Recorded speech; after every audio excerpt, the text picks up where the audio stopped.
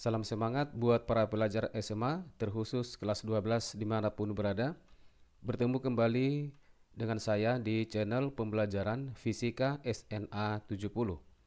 Materi yang akan kita pelajari pada kesempatan ini adalah dari arus dan tegangan listrik bolak-balik.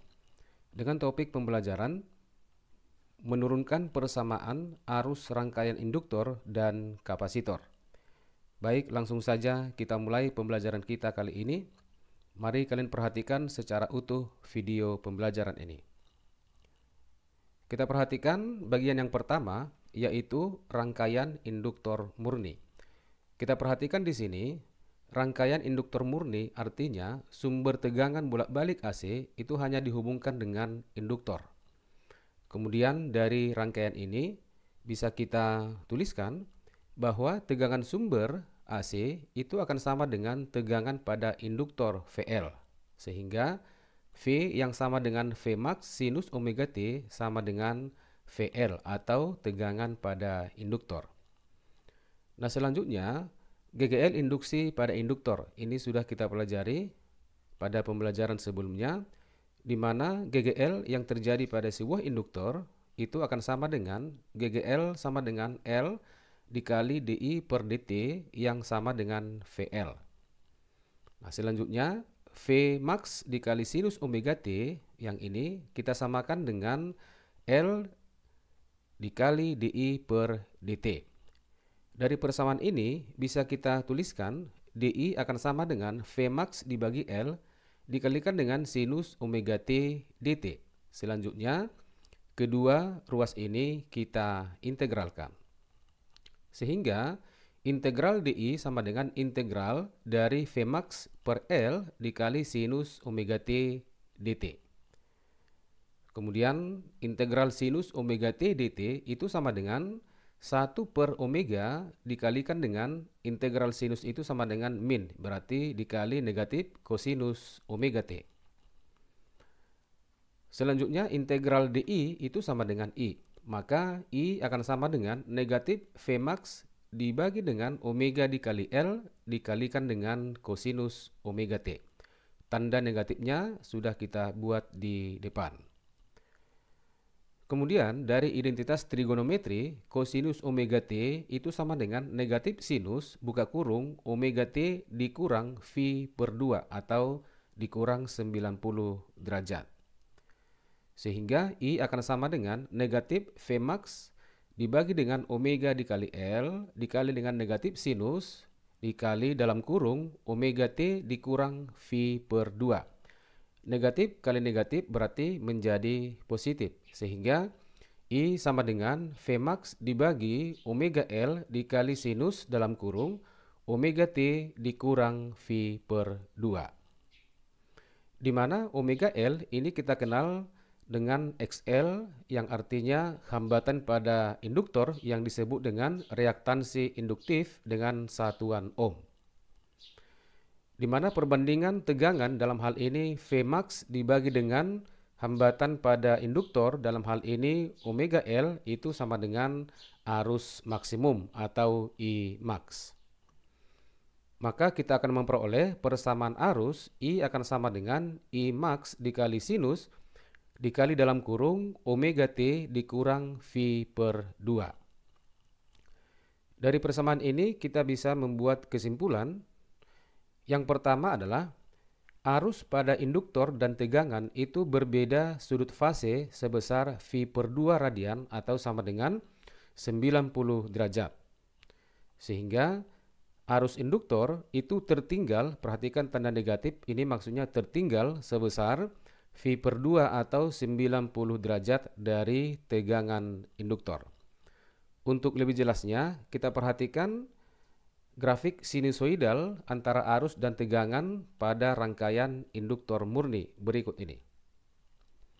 Kita perhatikan di sini, arah vertikal itu menyatakan tegangan dan arus pada induktor, sedangkan arah horizontal ini menyatakan waktu. Kemudian grafik yang berwarna biru ini menyatakan grafik daripada tegangan, kemudian yang berwarna kuning ini menyatakan grafik daripada arus. Kita perhatikan grafik ini, ketika tegangan bernilai maksimum, ya perhatikan di sini, ketika tegangan bernilai maksimum, maka arusnya itu bernilai minimum atau bernilai sama dengan 0. Maka bisa kita sebutkan tegangan itu mendahului arus 90 derajat atau arus tertinggal 90 derajat terhadap tegangannya. Kemudian bagian yang kedua kita perhatikan rangkaian kapasitor murni.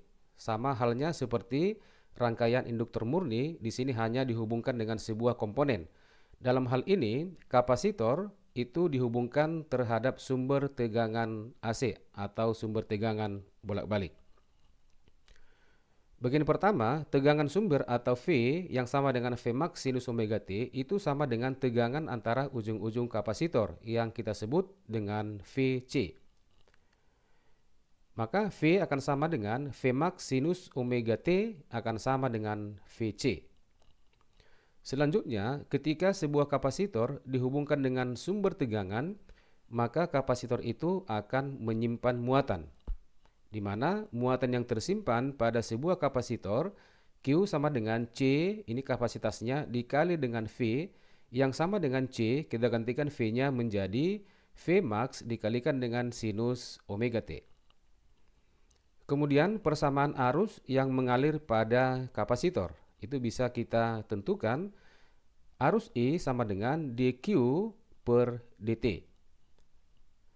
Sehingga I akan sama dengan D per dt dikali C dikali Vmax sinus omega T. Maka I akan sama dengan, karena nilai C dan Vmax ini adalah konstan, maka kita buat di depan. Maka persamaan arusnya I akan sama dengan C dikali Vmax dikali dengan D per dt sinus omega T. Kemudian turunan daripada sinus omega T itu sama dengan omega cos omega T. Sehingga persamaan arus I akan sama dengan omega dikali C dikali Vmax kosinus omega T. Di mana omega C itu sama dengan 1 per Xc. Di mana Xc adalah merupakan hambatan pada kapasitor yang disebut dengan reaktansi kapasitif dengan satuan ohm. Maka I akan sama dengan Vmax dibagi dengan Xc dikalikan dengan kosinus omega T. Di mana perbandingan Vmax dibagi dengan Xc akan sama dengan arus maksimum atau I max. Maka persamaan arus kita peroleh I sama dengan I maksimum dikali kosinus omega T. Selanjutnya dari identitas trigonometri kita bisa ubah kosinus omega T itu sama dengan sinus dikali dalam kurung omega T ditambah V per 2. Maka persamaan arus bisa kita tuliskan I sama dengan I maksimum dikali sinus dikali dalam kurung omega T ditambah dengan V per 2. Sebagai kesimpulan dari persamaan ini, bagian yang pertama adalah arus dan tegangan berbeda sudut fase sebesar V per 2 atau 90 derajat. Kemudian arus pada induktor itu mendahului tegangan. Perhatikan tanda positif ya, mendahului tegangan sebesar 90 derajat. Untuk lebih jelasnya, kita perhatikan kembali grafik sinusoidal antara arus dan tegangan pada rangkaian kapasitor murni. Kita perhatikan di sini arah vertikal menyatakan tegangan dan arus pada kapasitor, sedangkan arah horizontal ini menyatakan waktu. Selanjutnya, grafik yang berwarna kuning ini menyatakan fungsi daripada arus I, sedangkan yang berwarna biru ini menyatakan fungsi dari tegangan V. Kita perhatikan di sini, ketika arusnya maksimum ya berada di titik ini, tegangannya adalah bernilai minimum, dalam hal ini bernilai 0. Sehingga bisa kita sebutkan bahwa arus itu mendahului tegangan sebesar V per 2 atau sama dengan 90 derajat. Demikian pembelajaran kita kali ini. Semoga apa yang kita pelajari pada kesempatan ini dapat bermanfaat. Sampai bertemu pada video pembelajaran selanjutnya. Salam semangat.